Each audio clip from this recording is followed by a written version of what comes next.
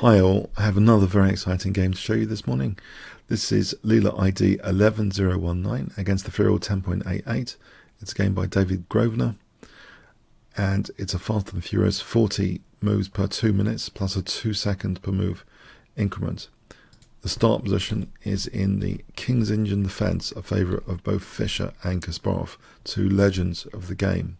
So what do these two mighty engines do from this position? Well, bishop e2 is Leela's choice here. We have b6. This is very interesting. A departure from normal opening theory already. If castling, this is pretty standard. For example, this position is very well trodden, and at the moment the bayonet attack is very much in vogue. The classic knight e1 is also historically very, very popular. So that's the beaten path there. But here b6, so this is like a double fianchetto by Ethereal. Knight f3, bishop b7. Is this double fianchetto significant, of great value? Queen c2 protecting the pawn. Both sides now castle. a5, bishop e3, knight fd7. There doesn't seem to be too much point of playing knight g4 here because of bishop g5. For example, this position seems pretty comfortable for white. If ever black plays g5, the f5 square could be a liability later. For example, I'll show you an example continuation where the knight could just reroute into f5 positionally with a nice advantage here. For example, coming up knight e3 for knight f5 potentially, but it's a little bit better there. So basically knight fd7, not bothering to target the bishop, but instead aiming for e5 or c5 potentially. Rook ad1, which limits black's options now because there's an x-ray against the queen if ever e5 is played. Knight a6, and now a3, which deprives the b4 square. e5 now. D takes. On d5 closing up the position, then perhaps f5, and actually this is not too bad potentially for black. This continuation might actually be favourable, for example, for black. So Leela plays d takes e5, and we have knight takes e5, and now knight d4, which means that there's a tempo game possible with f4 to kick this knight, which is the knight moves ahead of that. f4, rook e8, bishop f3, queen c8, and now knight db5, which brings back memories when I was a junior. John Nunn, Grandmaster John Nunn, talked about his games with Victor Korchnoi, and John Nunn had done this a5, allowing knight b5 positionally, and only tactically later managed to crawl back into the game. But this is really, really comfortable for white. If you look at this, white's really got a beautiful position after knight b5 without any c6 possible.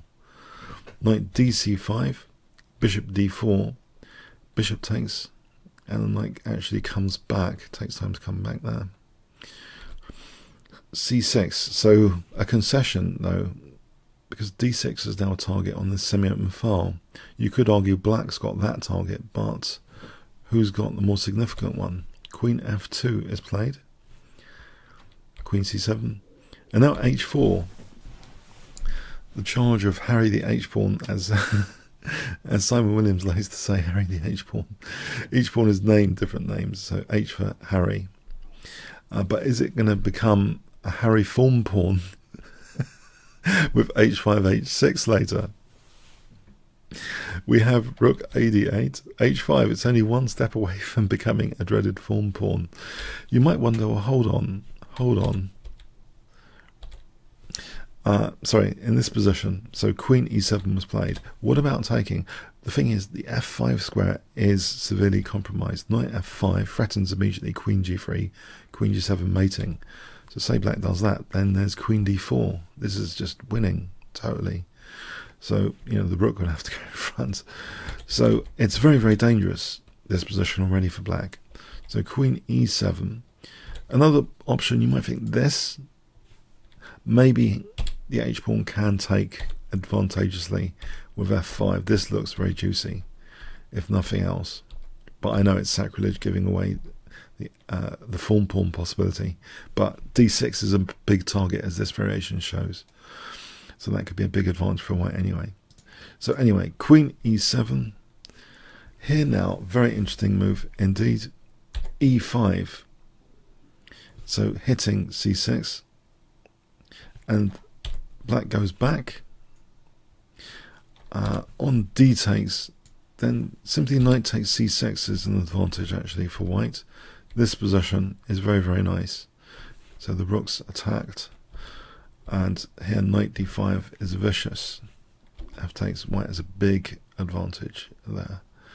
Prospects of knight f6 check, etc. So queen c7. Now the form pawn is installed.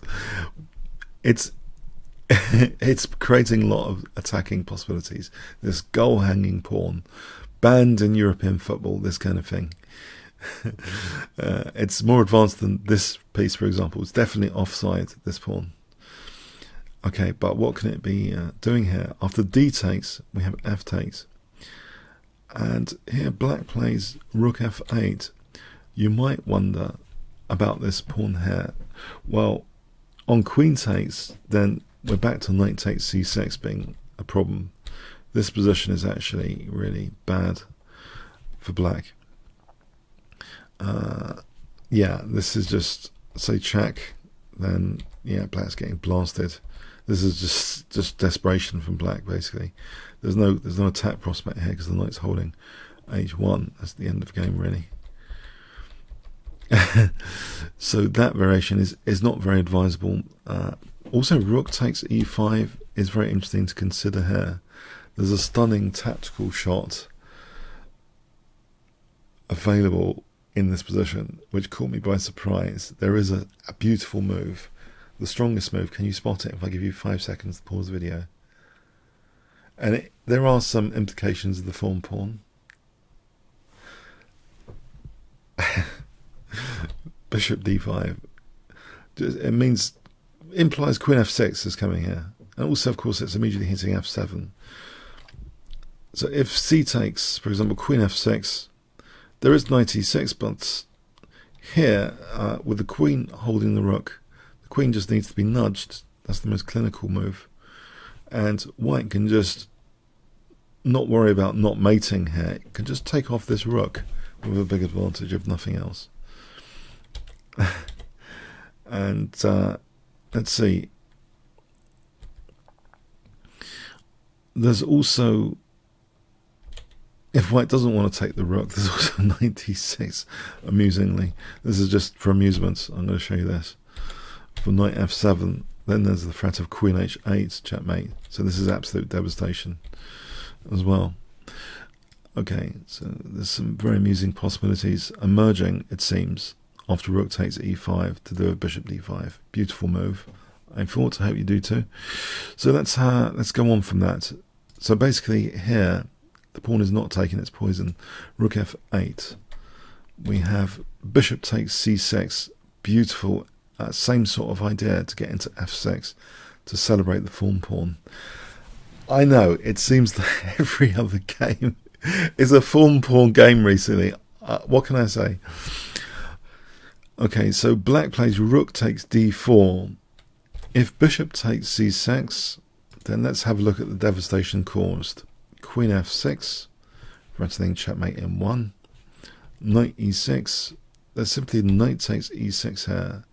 And this position is crushing. F takes, because the mate threat has to be parried. Rook takes d8 is enough here to crush. After check, rook f7 with the big idea of queen f6. So if black desperately does this, giving up the rook, that's not good news. Basically, this is absolutely winning. Black's falling to bits. So that's on bishop takes c6. And you might wonder on... actually, so what else is there? Not much else there. So what happened in the game? Rook takes d4. Interesting. Does this refute everything? We have queen f6, knight e6 now. Very interesting continuation indeed. Rook takes d4, and you might think, well, hold on, has this been miscalculated?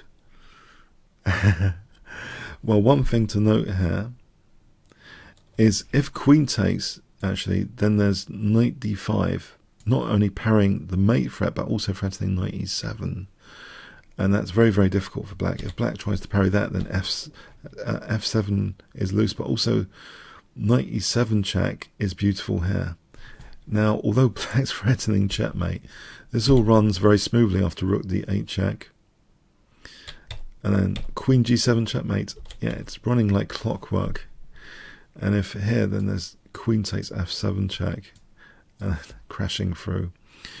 So bishop takes c6 is played, and now after rook d6 we see a very, very beautiful point here. This is a double attack on c6 and e6. Both of them cause black severe damage. Both of these sacks. Rook e6, black can't even take. So it's actually that one that's addressed as priority. If bishop d7, there's knight d5 again for knight e7. So, but after knight ac5, guess what? White plays here. Actually, just let me show you some other possibilities. Okay, bishop b7, rook takes, devastation. Let's just cover that. And this, then there's rook takes, and then queen takes, and then knight e4 here for knight f6. Oh, sorry, knight d6. So the queen can't move because it's holding e8. We have, that's beautiful. By the way, there's two ways of mating with the Thorn pawn there, as well as queen takes. Celebration of Thorn pawn in that variation. So on move 28, there's also, say, rook a8 here, then taking here, check, rook f7 again with the idea of queen f6. And if queen d8 actually parrying queen f6, then there's queen takes c6 with a big advantage for white. So it's all very, very good. So knight ac5 was played. But now rook takes c6, yes, to get knight d5 in for knight e7. It's absolutely beautiful game. Positionally, tactically, everything. This game's got everything going for it. Threatening knight e7. We have queen e8. Yeah, if the rook moves, we're back on. It's absolutely devastating stuff. I mean, so rook, queen e8, just giving up the queen. It's just hopeless here. Taking, and white's got the big material advantage. g4, we have a4, rook d1, knight b3, and the game was kind of adjudicated as a win for white here. This is just a massive advantage for white. Okay, white's eventually going to break through, so both engines thought it was absolutely lost. So I thought that was another very, very beautiful game indeed, with Thorn pawn, the dreaded Thorn pawn, and the beautiful variations that surrounded that to kind of celebrate that Thorn pawn. And also, you know, the ideas of popping in with the knight to e7 was fascinating, giving up, you know, taking out that bishop for the light square to go into the dark square, the knight to hop around to e7. So e7 as well. The Thorn pawn really covering key escape squares, so causing real mating implications in a lot of lines. Hope you enjoyed that. Comments, questions, likes, shares appreciated. Thanks so much.